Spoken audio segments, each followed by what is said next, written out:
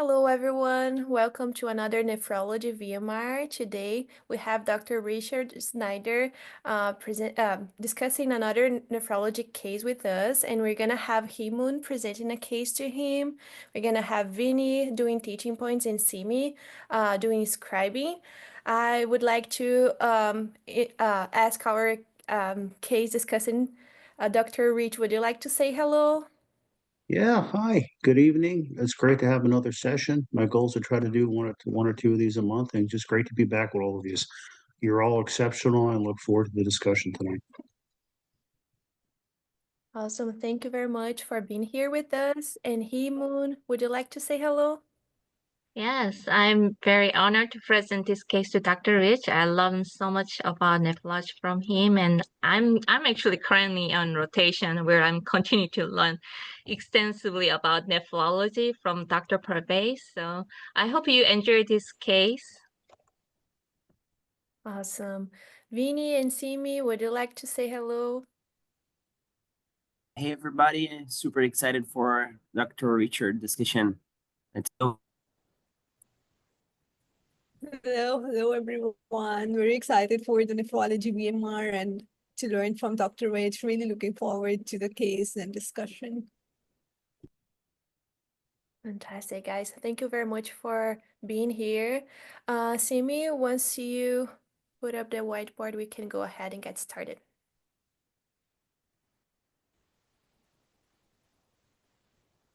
Okay, I will start. Okay, so just a moment. Okay, so today's chip complaint is a seizure. 65 years old male present with one episode of generalized tonic-clonic seizure for 1 minute, followed by postictal drowsiness. This is the end of first cut. How old was the patient? 65 years old male. Okay, so certainly with a new onset seizure, assuming that this is the first one, without any other information, certainly in terms of things you think about new onset seizure, is it a metabolic issue? Is it a structural issue? Certainly, this is the way that something like neurologic, like a brain tumor, brain malignancy could present. That would be part of the differential. Metabolic issues in terms of things like profound hyponatremia, hypocalcemia, hypomagnesemia, those if very low can present with seizures. Certainly would want to know any substances or medications that the patient may be taking. Is this an alcohol withdrawal seizure? Is this something that has ever happened to the patient before? Other substances that the patient may have taken. I'd want to know the circumstances. Was there any trauma? Was there any bleed? What happened? And in terms of, was this the first time a person has had a seizure? Does the person have a history of any seizure disorder? Certainly, again, I'm just trying to give a broad differential, not anchor. I've learned that from you guys. I tend to anchor too much. But given that we're talking about something nephrologic, likely maybe electrolyte related, maybe hypernatremia may be less likely, although anything that can lower or elevate serum osmolality significantly, especially if acute, can alter brain chemistry. Hypoglycemia in the right situation can also predispose to the development of a seizure. But again, in an older patient, when thinking structural, thinking of metabolic, when you know the circumstances, thinking about ingestions, again, need more information. Certainly, I'd want to make sure that seeing this patient acutely, that his vital signs are stable, and at least with the ABCs, airway, breathing, circulation is all stable to begin with, and then kind of start from there.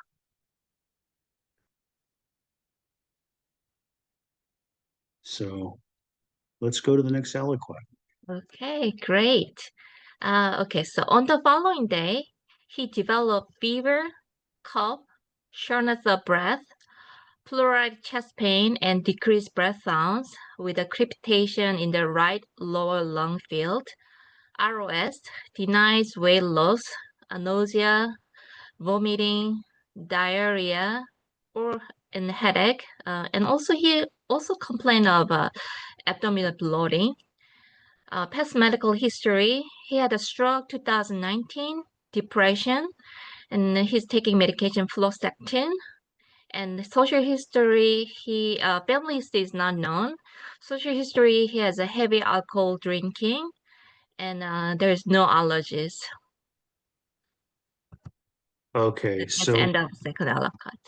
so this was the first day in the hospital when he presented. So he initially presents with a tonic-clonic seizure, has post-ictal drowsiness, and then then he had on day number 2, then has fever, cough, pleuritic chest pain, and decreased breath sounds. I mean, my concern is, first, did he have an aspiration episode in terms of the seizure, and did he have either an aspiration pneumonitis or aspiration pneumonia? I don't know what his dentition looks like. If he's got bad dentition in terms of, risk of aspiration pneumonitis versus pneumonia, certainly at risk for things. You said alcohol history, at risk for things like community-acquired pneumonia, at risk for things like Klebsiella pneumonia, especially given his presentation. This could also be, I see in the chat, paraneumonic effusion. Also, again, given severity of the pleuritic chest pain, things can't rule out empyema or pus in the pleural space. But again, I think if I'm thinking about this, community-acquired pneumonia, also worry about aspiration in relation to the seizure. I'm going to make the assumption you may have poor dentition. So in addition to, your typical for a typical pneumonia, also thinking about possible anaerobes. So obviously would want to broaden the antibiotic spectrum. I also want to get imaging to look at that. Chest x-ray, if it's unreliable, would also consider CT of the chest. If a person's volume depleted, you may not see a pneumonia or infiltrated initially on the chest x-ray. And obviously would want more information, but that's what I think I'd be thinking of. Certainly pleuritic chest pain, other things, PE, but again, less likely in this situation. I'd want to know more information about that. I don't think he necessarily has risk factors, but again, don't want to anchor, can't rule it out. But given the circumstances and the temporal relationship, I certainly would be thinking about more aspiration pneumonia, pneumonitis. I'd want to know, again, is dentition still thinking about community-acquired pneumonia, but this being more complex, paraneumonic effusion, can't rule out empyema. And again, I certainly would want to get some imaging and kind of see what's going on.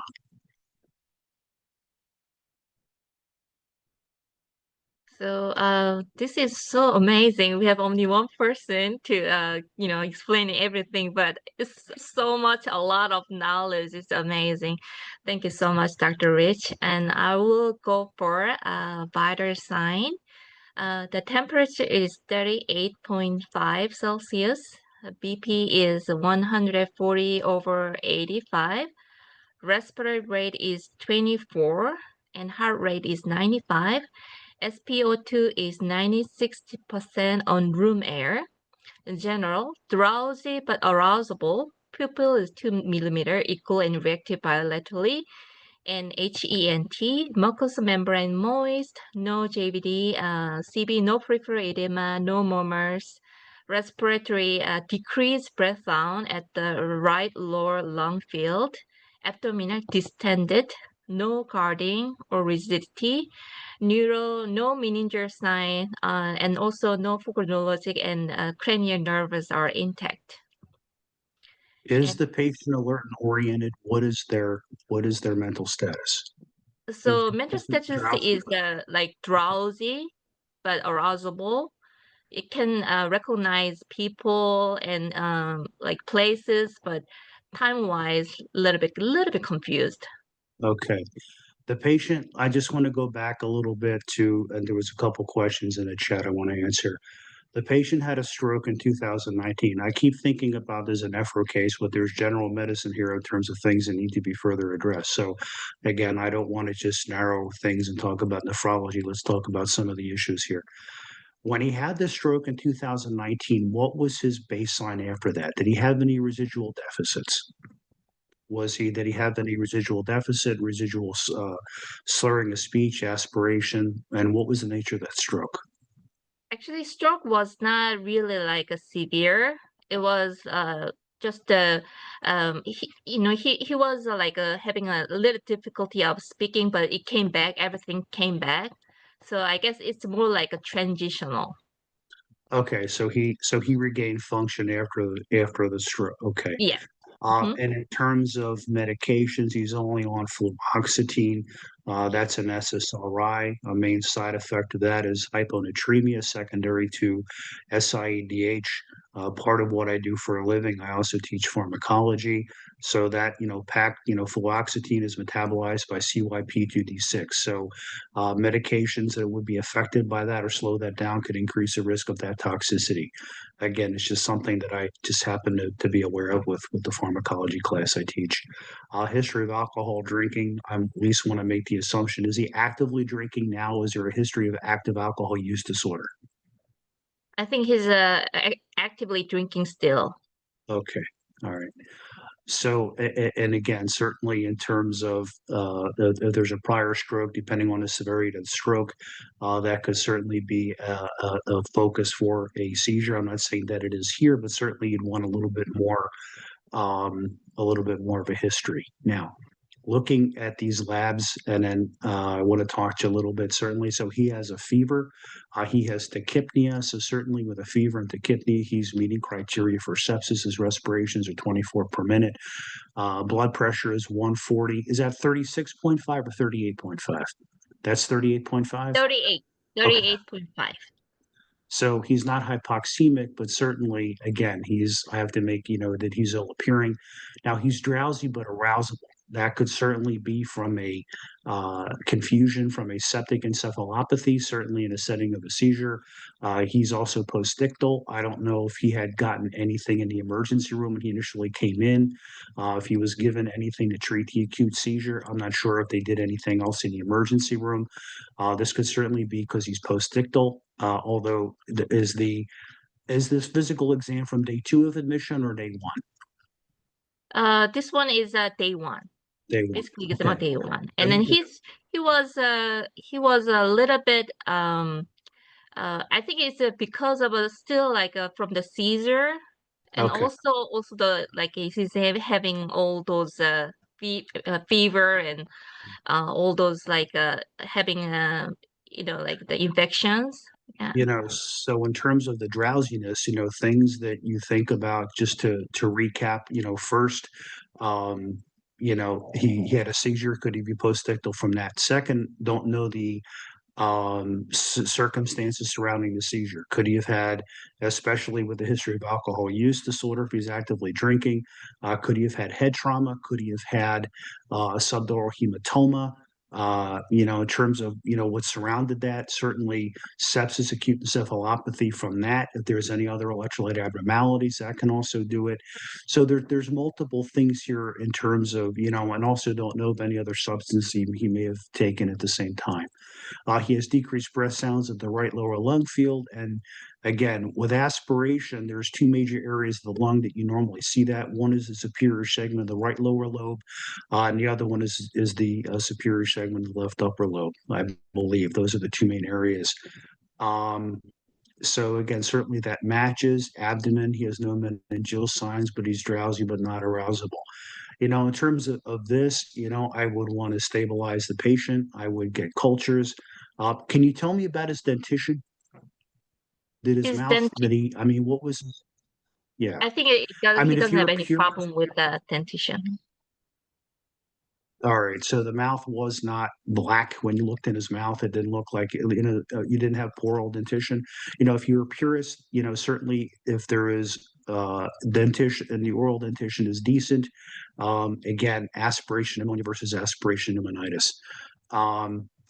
Breath sounds being decreased again. Now the abdomen is distended. I don't know what that means. I don't know if this means that there is fluid there. I don't know if this is bowel gas. So I don't know if we're talking about a ileus. I don't know if we're talking about fluid. Could he have a long history of alcohol use disorder and develop, and can there be cirrhosis there? Not sure if there's any other stigmata of cirrhosis, in terms of things like spider angiomas or pulmonary edema, kind of difficult to know. He doesn't have any meningeal signs, and certainly part of your differential for altered mental status would be something like, I saw, SBP, but hepatic encephalopathy. I don't know if there's any asterixis, but it would be difficult to really get this because the gentleman is postictal.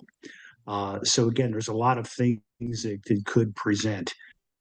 I would certainly, in terms of any emergency, would make sure he had got cultures, blood cultures, again, sputum if able, but probably not.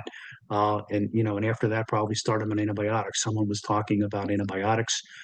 Certainly, a meeting for community-acquired pneumonia. So with IDSA guidelines, Rocephin and doxycycline or azithromycin, and not knowing his, I would also, given if depending on the dentition, I would also consider adding anaerobes. Again, something like Flagyl or clindamycin, which would also give you some, staph or strep coverage. Here, I thought we were going to have a renal case, but I digress. But anyway, and obviously a lactic acid because I want to see the degree of tissue perfusion. And in labs, I'd want to know, does he have any, we'll get to baseline labs, but also checking LFTs. Is there any evidence of any alcohol-induced hepatitis? There's other things that I want to get lab-wise, and obviously imaging of the brain, see if there's any brain trauma or something like that surrounding the fall, in terms of contributing to his mental status, and then kind of going from there. Yeah, so about the abdominal distension, the distension was not like really, actually the patient was complaining about abdominal bloating, not Okay. like the ascites. It was not like blood shifting. It was not like constipation, but patient was just complaining abdominal bloating. And, it was around like when he had a seizure, it was before that, he started to have abdominal bloating. And he was, complaining about confusion and seizure and abdominal bloating. And then on the following day, he started to have fever and cough and shortness of breath. So if it's really nephrology related, Dr. Rich, what do you think we should consider? You mean in terms of the abdominal exam? Yeah, Or abdominal exam. And also why, I was wondering why is this patient is complaining about abdominal bloating and distend, but it's not like really ascites, but with a seizure and everything. So I was wondering, what can I you mean, think I don't about? know if this is gas. I'd be worried about, is there an ileus? Could he have a reason for a colitis? Could he have Mm-hmm. a reason for, um, any kind of small bowel obstruction? And I'd be thinking about common kind of pathology.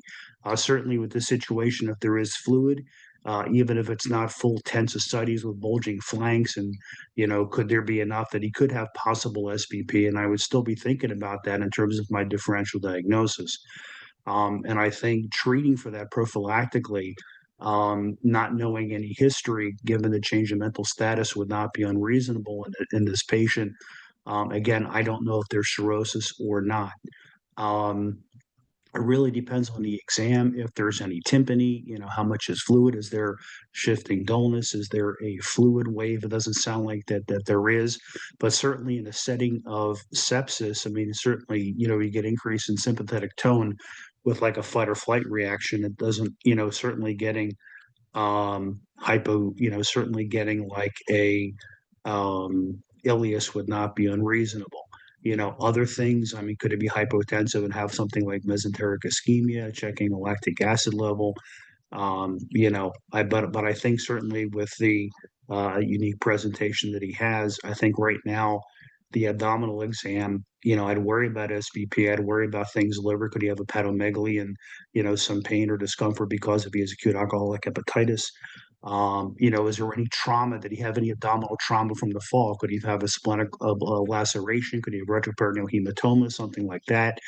So I'd worry about trauma in this gentleman if he was just found out with nothing else. So I would certainly want to get, or at least consider, depending on the exam, if he has any rebound, although it's going to be hard to get rebound signs on him because he's postictal. But getting a CT of the abdomen and pelvis, I don't think would be unreasonable here, just to make sure there's no trauma related to, did he have a fall with the seizure or the circumstances surrounding the seizure? There was no trauma, and also there was and there is a really good question to ask, because this pneumonia sounds like very hyperacute, right? And Dr. Rich, you mentioned about aspiration due to seizure, and also, is it possible that this person is having this pneumonia before the seizure, or what do you think?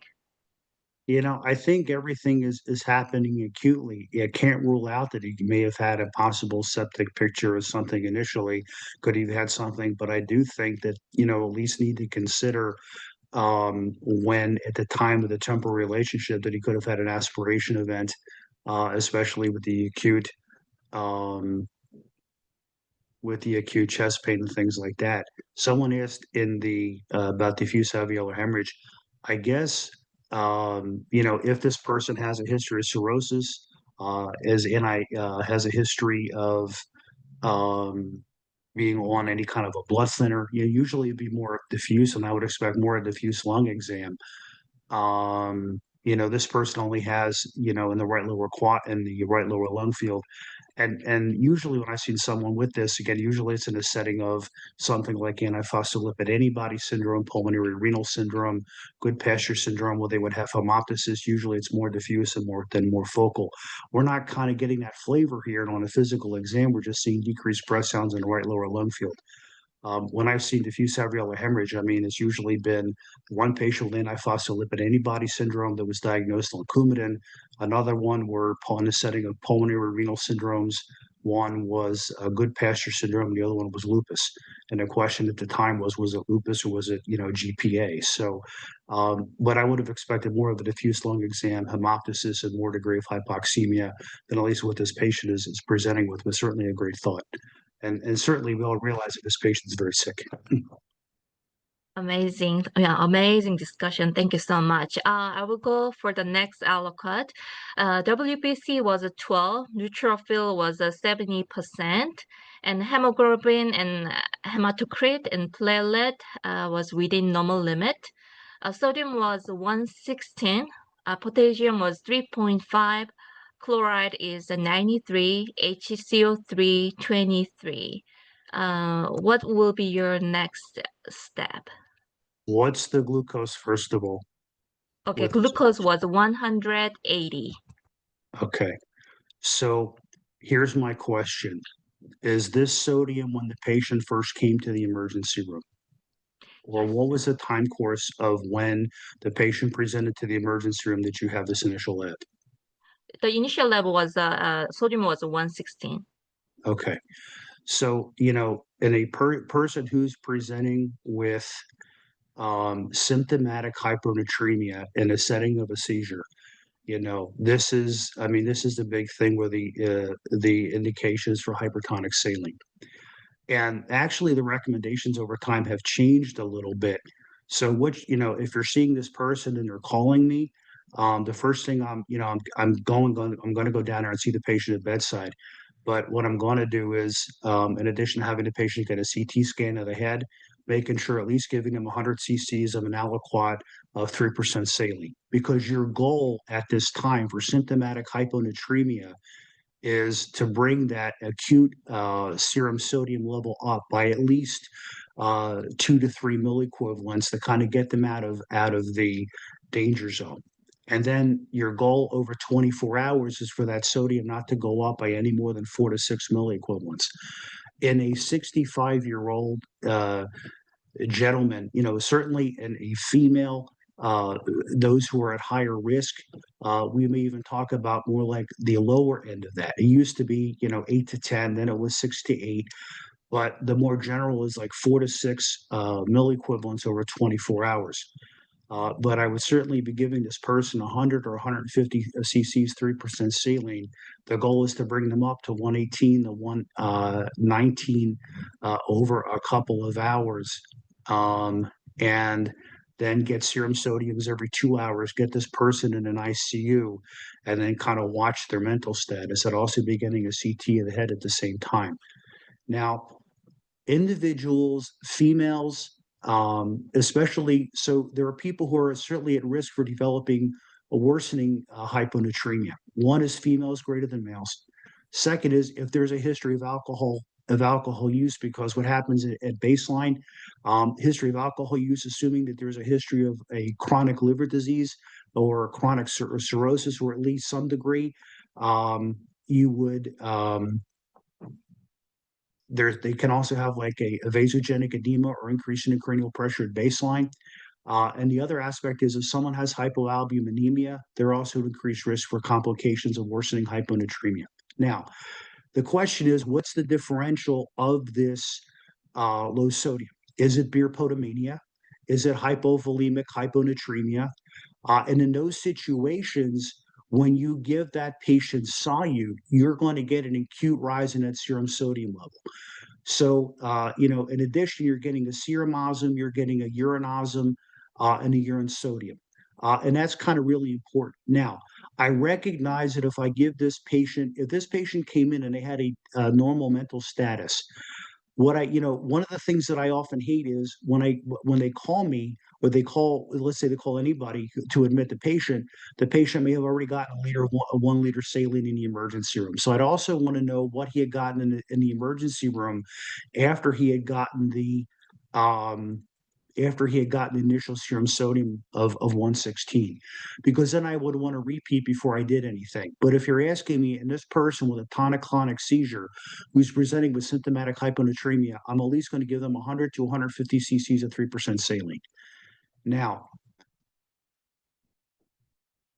the follow-up, I'm getting labs every 2 hours. This person's going to go in the ICU. If they have beer potomania, they're going to have a urine osmolality that's going to be less than 100 milliosmoles per kilogram. They're going to have a urine sodium that's going to be very low because, again, they're drinking. There's no solute intake.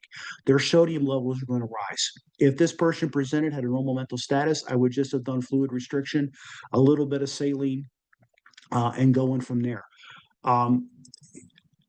If this person, hypovolemic hyponatremia, even with isotonic saline, it's going to go up. Now, can't rule out an SIADH, but a person can have, and I don't know if there's a history of chronic hyponatremia because of the fluoxetine, but I'm going to make the assumption that this may either be beer potomania or hypovolemic hyponatremia secondary to alcohol use. But the first issue is, given the fact that he has symptomatic hyponatremia, I'm going to be giving this guy 3% saline, 100 cc aliquot, 150 cc aliquot, re-see the sodium level, check the urine and urine sodium and urine osm, and get this guy into an ICU, getting Q2-hour BMPs and watching this guy like a hawk. And this would be someone I would want the ICU to be calling me with labs every 2 hours. And I'm getting ready where if it goes up too quickly, I may need to reverse things a little bit later on. But I at least, to maintain his 4 to 6 milliequivalents over 24 hours.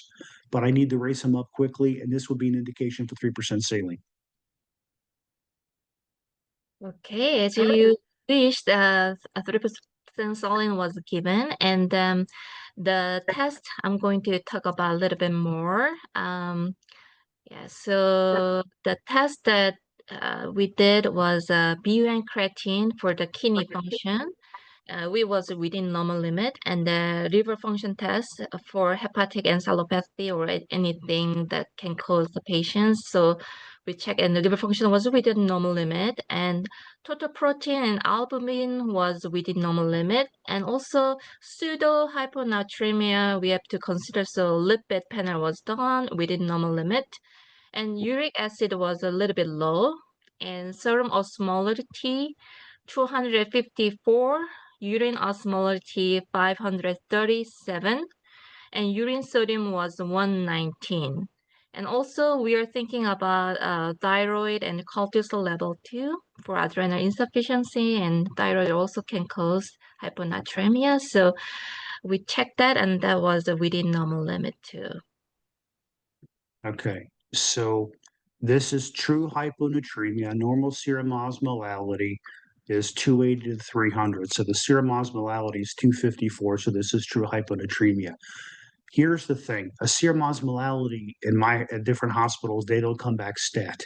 So even if this person, the person who's coming in with this presentation, even if the serum osmolality is not back, I have to think that this is a symptomatic hyponatremia, because pseudo hyponatremia, um, you're going to have a normal serum osmolality, and you're not going to have an altered mental status. The most common situations you're going to see with that are in someone with, say, a plasma cell dyscrasia like multiple myeloma, but usually they'll have an increased total protein, as you talked about, usually at least greater than native than euvolemic.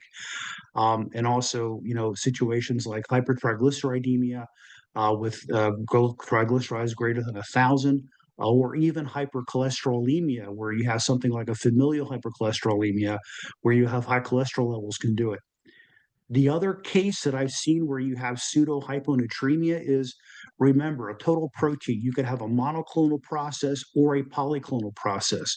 So there have been case reports of patients with Sjögren syndrome who come in and have total protein levels with a polyclonal hypergammaglobulinemia, because they have such an inflammatory state where they will have they have presented with low sodium levels and have been pseudo hyponatremia. So that can be polyclonal or monoclonal, but again, you're talking total protein levels like 10 to 12, something like that. Again, not subtle. But again, I'm treating this as a pseudo hyponatremia. Now, looking at the studies, you have a urine osmolality of 537 and a urine sodium of 119. Now, here's my question. When were the urine studies obtained? Were they obtained after the patient got saline? Because if again, sometimes the patients, when they come in, if they're so volume depleted, you're not going to get urine studies right away. But I would want to know, especially with this presentation, the urine sodium was 119. Certainly, again, this looks like an SIADH, where you have urine sodium more than 25 milliequivalents per liter, and certainly the urine osmolality is greater than the serum osmolality. However, if this was obtained after the patient got 3% saline and other IV fluid, it's certainly going to affect the results, because I'm given the patient concentrated form of IV fluids, which can affect my urine studies. So I would want to know what he got IV fluid-wise until they got the urine studies. That being said, this is again true hyponatremia. There was a question in the chat. After I got the initial 116, after the 3% was given, and I'm rechecking labs, I'd want to know what the serum sodium levels are, and then I would treat. If it goes up too quickly, let's say it goes up, 8 hours later, I'm at, 123, 124. I may have to give some D5W with maybe a little bit of DDAVP or not, depending on the urine output, depending on what he's doing, to keep that 4 to 6 milliequivalents over 24 hours. So again, this is why I'm saying they're calling me every 2 hours with the serum sodium level. So very interesting. In terms of that, I just want to, with these labs, I'm going a mile a minute here. My apologies. The hypothyroidism. So hypothyroidism is thought to cause hyponatremia because it decreases the basal metabolic rate. But usually a TSH of 5 is not going to cause hyponatremia. We're talking TSHs that are 50, 75, 100, things that are not myxedema coma range, but enough to have a significant effect. Cortisol and adrenal insufficiency can actually cause hyponatremia from two mechanisms. One is if you have mineralocorticoid deficiency, where you have severe sodium and volume loss, but then usually the patient is hypotensive and hemodynamically unstable. From a glucocorticoid deficiency, it's actually a very interesting mechanism, and I'll finish up with this, at least to talk about the aliquot. So CRH and ADH are co-secreted from the hypothalamus. They then cause ACTH to be secreted from the anterior pituitary, and then cortisol from the adrenal gland.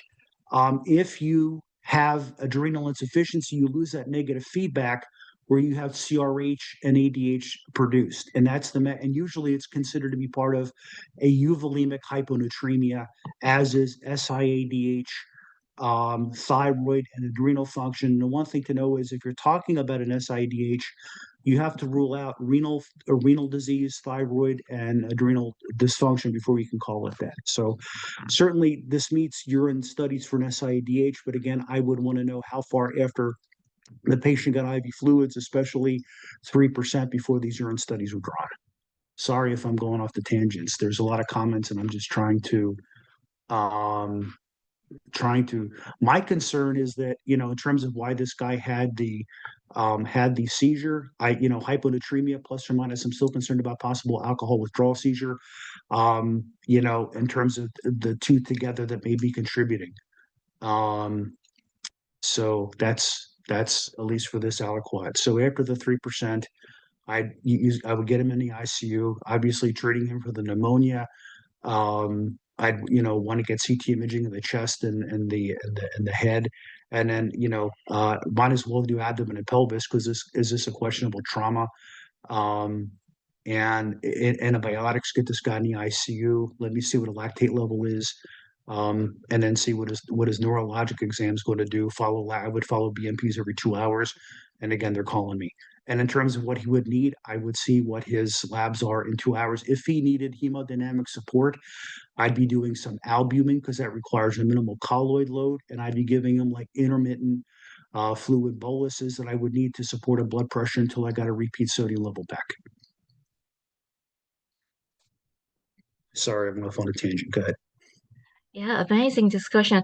But I'm just wondering, like, what could you think about more causing the, sodium osmolality 254 and urine osmolality 537? You mentioned about the SIDH, but what else are you considering about, like, alcohol, like, related, like not tea and toast, and also like what else are you thinking of, Dr. Reed? So if the urine osmolality, again, if someone has a history of alcohol use disorder, what you're going to commonly see if you think about the presentation to bring somebody to the hospital, often, first off, the alcohol consumption itself, will cause you to have a little bit more of a water diuresis. Second off, there's almost normally decreased solute intake. So again, usually you're going to see commonly more of a lower urine osmolality. Again, beer potomania being one, hypovolemic hyponatremia. So a lot of what your differential is going to be is going to depending on the urine osmolality.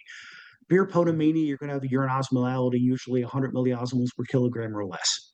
And again, their sodium levels will rise after a sodium load. Same thing with hypovolemic hyponatremia, maybe a little bit less. When you have a urine osmolality that's greater than the serum, and let's say this was the initial urine osmolality, a urine osmo of 537 is implying that there's a lot of solute there to concentrate the urine. So I would want to go again. This person got 3%, so I would want to know what was the time course of the urine studies being done, especially with urine sodium of 119, in the setting of when he initially presented to the hospital. But assuming that this was the initial urine studies they were able to get, say, pre 3% saline, certainly, again, SIDH would certainly be in your differential, whether or not there's an ammonia that's contributing to this, plus or minus underlying Paxil. Certainly, SIDH, you think about malignancy. But again, I don't have enough of a history to know that, and I'm just looking at things that are happening right now. But the definition of SIDH is you have to rule out renal disease, because if there's any problems with the kidney, it's going to affect and cause a sodium and water load. So, and also there's no evidence of any there's no evidence of any adrenal insufficiency or thyroid disease, which needs to be ruled out before you call something SIDH. Plus, I'm looking at this gentleman and I'm trying to get a sense of what his volume status is. I'm going to make the assumption he may be a little bit more hypovolemic to euvolemic. And again, when we're talking about SIDH and these things, we're talking about more of a euvolemic hyponatremia. So, and I would kind of start with that. And the imaging studies that I would get, number one, getting a CT to look at the pneumonia. If there's a malignancy there, I'm going to see it. I would still get an abdomen and pelvis, because I'd want to know first if there's any ascites. I'd still want to know, make sure there's no trauma.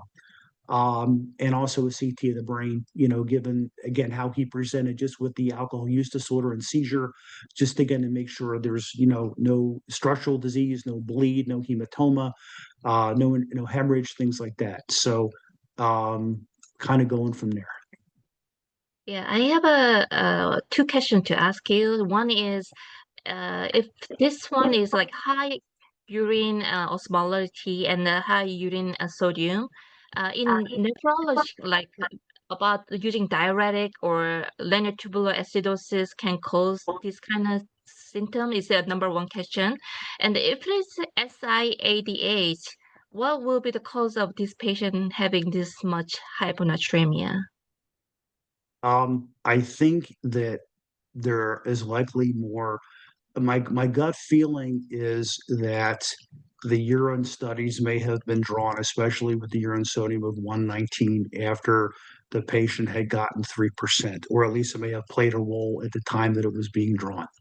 I think that there's an acute hyponatremia going on in a setting of acute alcohol use plus or minus pneumonia. He may have a chronic hyponatremia with fluoxetine, but SIADH is usually chronic. And can you have an acute SIADH? Yes, but I'm worried about an acute on chronic process here, especially with the presentation, because again, I'm making the assumption this patient has symptomatic hyponatremia. But I think when you're thinking about sodium, there's often more than one stimulus. So you have a person who's been I don't know what his alcohol level is, but if you get an alcohol level, remember that you actually when you're calculating a serum osmolality, you can actually make the correction for the alcohol level, I think, by dividing it by 7.4, 7.6. But I'm making the assumption here that this person has acute symptomatic hyponatremia in the setting of pneumonia, in the setting of acute either alcohol intoxication or alcohol use with withdrawal seizure. I don't have enough information yet. I would want to know prior sodium levels to know if there's a chronic process. Is there malignancy? Has he had type B constitutional symptoms? It sounds like there's a longer history of alcohol use disorder, and then certainly with the patient being on fluoxetine, it's not going to help. So he may have acute on chronic hyponatremia, either medication induced or another yet unidentified process. But right now, I think we're dealing with acute symptomatic hyponatremia, need to first treat that, and then let things kind of settle out. I would want to recheck the urine studies again, though, and recheck the urine osm and urine sodium to kind of see where he is. Legionella pneumonia. Yeah, any pneumonia. Okay, so I just want to the one I'm having. You guys are going with so many good thoughts in the chat. I'm trying to keep up as best as I can here. So a pneumonia can cause hyponatremia by two mechanisms. One is SIADH, and any pneumonia can do it. Legionella pneumonia, again, were certain things that we think about with Legionella. They tend to have more GI side effects because of how they highlight the vagus nerve. So you can get nausea, vomiting, relative bradycardia compared to other types of pneumonia, which also may play a role because the nausea and GI side effects may affect that more. And the other thing is, if you have hypoxemia, remember that physiologically there's stimuli for EDH, including nausea, vomiting. Hypoxemia is a potent stimulus for ADH physiologically, although this person is not hypoxemic. But any pneumonia can cause hyponatremia. Legionella, because of the stimulus of the vagal nerve with nausea, vomiting, relative bradycardia, may also have more nausea, which may contribute to that as well. Other labs, I'd want to get a MAG. Low MAG can contribute to a seizure as well. Someone mentioned a phosphorus, yeah, because I'd worry about that this person's not eating. I don't know what their BMI is. I'd worry about something like a refeeding syndrome. I'd want to make sure, and also a CK, if he had a tonic-clonic seizure, I want to make sure he doesn't have rhabdomyolysis. And also, those bicarb is 23, but I would want to lactate too. Yes, that's great. So we did a imaging, the brain MRI, and actually the question for the phosphorus and the magnesium and calcium, they were within normal limit, and brain imaging was normal, and chest X-ray was showing the. Okay, just a moment. Yeah. Chest X case was within normal limit. Normal, and then chest X-ray shows right lower lobe consolidation, no lung mass, and also we treat the patient with a ceftriaxone and metronidazole. Worrying about aspiration pneumonia. and the patient got better with those antibiotic, and we were waiting for the culture, blood culture, the result, and we thought that before that, I give you the answer. What do you think? What will be the final decision for this? Well, what happened to the sodium level? Tell me what happened 2 hours after the initial sodium level and what the patient's. Yeah, I think the patient became, after giving the sodium, I think a patient became gradually we gave the like a flood restriction, and then patient became normal, like the confusion got better. Okay, so the patient only required one dose of the 3%, either the 100 or 150 cc's it was given, and then the sodium level came up. And after that, Gradually, yeah, patient got better. and then all you had to do was just monitor with the fluid restriction. Okay. Yes. Okay. So the fact that it didn't shoot up as quickly as, like you didn't tell me you went from 116 to 125 argues against, for me, hyponatremia or a hypovolemic hyponatremia. Certainly he could have SIADH. Again, but I think from an acute aspect, maybe he has a pneumonia, which contributed to this. I'm still worried about um, I again, he was being treated for symptomatic hyponatremia. Is there an acute pneumonia causing hyponatremia superimposed on an underlying chronic process? I'd still want to know a little bit more information, but I'm glad that the sodium levels came up initially. I'd probably be rechecking urine studies, um, urine sodium and urine, after, and seeing where things are, and seeing, once he's off of the 3%, where he is. And you're treating for the pneumonia, but I'm glad he came up nicely like that. I think that the big thing of the case was treating the acute symptomatic hyponatremia and then seeing where things fall out. In terms of the chronic component, I'd want to know a CT of the chest. I'd also want to know prior sodium levels, where he's been running at baseline. Yeah, so what was your question, Dr. Rich? We didn't do the chest, we didn't do the CT for the patient because with the antibiotic, patient got really better. So we didn't go for the CT for chest. And also, we believe that it was SIADH, like induced by estapolum and salt restriction diet. After stopping the drug, he really got improved. So we believe that maybe it was a drug-induced hyponatremia, like estapulum and the salt restriction diet, causing the SIDH. And person was having seizure and impaired airway protection and aspiration of gastric content, causing the right low lobe pneumonia. That was our thought. Realize that many of your SSRIs have a longer half-life. So even if you're stopping the fluoxetine, first off, if you're depending on the dose of the SSRI that the person is on, you can't just stop at cold turkey because of the risk of alteration of brain chemistry. These are medications you have to decrease over time.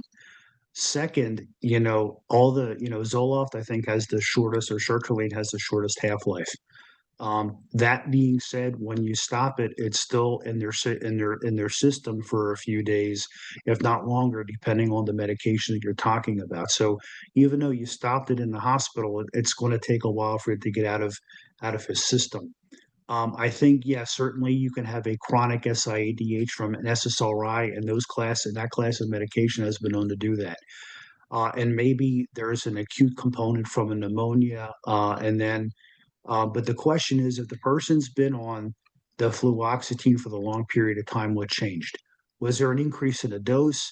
Was there something else that happened? Were they drinking? Usually, certainly, you can have an acute SIADH. That's not what I'm saying. What I'm saying is, was this fluoxetine new, or did they just start the medication? Were they on a dose? Was the dose increased? What changed in this patient that caused this? I Yeah. would want to know a little bit about that history. Yeah, I was very interesting about that too, because the fluoxetine, if it was like 1 or 2 weeks, if we currently use it and it causes SIDH, and I was asking about that, and then the patient was not really like currently using the fluoxetine. He's been using for a while. And I asked my nephrologist about this, and he said, SSRI is not like allergic reaction. It doesn't have to be right away. Even though you are currently taking the SSRI for a long time, it could happen. SIDH could happen. I think that was my nephrologist were like explaining to me. So I was very interested about that. It was not like he didn't increase doses, or he didn't recently use SSRI. He's been using the fluoxetine for a long time, and it start to have SIDH. So, what is your thought about that? I thought it was very interesting, though. Yeah. Yeah. So I think that, and again, you treated the patient symptomatic hyponatremia with the 3%, certainly with the serum and urine studies. It does, again, I'd want to know the urine studies in the setting of when you got the 3% saline, but it is acting like an SIDH. But again, the idea of the person just being on the fluoxetine certainly causing this, if he's been on it for a long time, I'd still want to know what else had changed. I'd still want to look for something else. Is there a malignancy? Was he recently drinking? I mean, there's something else here that I think is an aspect that I would at least want to explore other aspects. In terms of if a person has a tea and toast diet, they're going to have a low urine sodium and low urine osmosis because you're just not taking enough solute to concentrate to urine. In terms of this person, if someone's on a tea and toast diet, I will tend to utilize sodium chloride tablets. I may do like 0.5 or 1 gram BID or TID. In a hospital setting, sometimes remember sodium chloride tablet is a large tab, can make someone nauseous. So you can actually crush it in applesauce. And that's something that, older people, may be able to take. And obviously fluid restriction, someone coming in like this, and again, there's different degrees of fluid restriction. A median level is like a 1.5 liter fluid restriction type of thing. In terms of, when would you use a loop diuretic in terms of generalized management? If you have a urine osmolality that's 200 or less, loop diuretics may not have as much of a yield because remember, when you're giving someone a loop diuretic, you're giving the equivalent of half normal saline. So your urine is going to be the equivalent of sodium plus potassium. So a urine osmolality of 150 to 200 milliosmoles per kilogram would be the equivalent of a loop diuretic. So someone's urine osmolality is already there. That would certainly do it. Now, one thing that I do like that it's not on a lot of hospital formularies is urea sodium, especially if a person has more of a chronic SIADH. The thing about urea sodium is it can really taste pretty nasty, so you have to mix it with juice. They come in different strains. I think the lowest one is 15 milligrams, but I've used 7.5, 15, once or twice daily. In terms of, again, certainly a high protein diet because what you're doing, you're stimulating the urine urea nitrogen, the protein breakdown, which will help concentrate urine and draw water with it if the person is able to do it. Many times, many of these patients, tea and toast diet, are malnutritioned. So I end up supplementing with salt tabs. I do like urea sodium, in terms of that. But I think, longer term for this person is going to be should they come off the fluoxetine. And then obviously I'd want to know a little bit more about their alcohol use history. But very nice. Very nice. Just to yeah, I saw the one comment in the chat. The salt tabs I use when I have to. Like, for example, if I have someone who has a history of alcohol use and they have and they're coming in with beer potomania or hypovolemic hyponatremia, I may send them home with salt tabs because at least I know if they're not eating, many times they will take they will take the sodium chloride tablets, minimize the risk of developing like a hypovolemic hyponatremia, at least have enough solute to kind of concentrate the urine. And I think in terms of the high protein diet, Elena had great comments today. I see what you're saying in the chat. What I would say is you have to trust that the patient's going to be able to take a high protein diet and do it on a consistent basis. Especially if I'm not, there's a concern about that. Even doing like a low dose urea can be enough to keep that person out of the hospital while you're trying to optimize their diet as best as they can. So, it's 6:56, but very nice discussion today. Hopefully I didn't go off on too many tangents. But very nice. Thank you. Fantastic discussion, Dr. Rich, and you proved to be a great internist, besides being a great nephrologist too. So thank you very much. Thank you, Himun, for this outstanding case. Would you like to comment on your teaching points, Himun, and then we can pass the mic to Vinny? I also would like to ask Vinny to choose like 2 to 3 teaching points to share with us, just for the sake of time. Yeah, it was a really amazing discussion, Dr. Rich. You did it by all of yourself. It was so much learning, and thank you so much for your teaching. Okay, Vinny. Okay, so yeah, amazing discussion. Thank you so much, Dr. Richard, for all the pearls. And like just brief teaching points, we can say that the evaluation of symptomatic hyponatremia plus seizure, it's mainly like the cornerstone would be the serum osmolarity, the urine osmolarity, and the urine sodium. We need to investigate a lot of wide different diagnosis, possible diagnosis, and the goal in the at a first glance is give 100 cc's of hypertonic saline, bring the sodium to 3 max to remove the patient in the danger zone, and in 24 hours try to correct the sodium at 4 to 6 max at maximum, and then you save the patient. So thank you so much, Dr. Richard. And I just want to say, like, I'm in all of you. I see all the comments, and you guys, I tried to keep up as much as I could with all the comments. I mean, the comments in the chat are just brilliant. You bring up a lot of great points. The one thing you're going to see with nephrology is you're going to have different nephrologists, like different ways to skin a cat and different approaches. When it comes to salt tabs, for example, you have some nephrologists that will use mega doses and others that won't. But I think the idea of the protein supplementation as a way to really is a very good initial way to do it. And protein supplements and things like Magic Cup I've used to try to do it.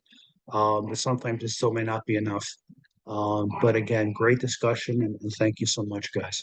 And look forward to doing this again. And I appreciate all of your time and attention, and have a great rest of your night. Thank you all very much. See you in the next VMR in a few minutes. Bye.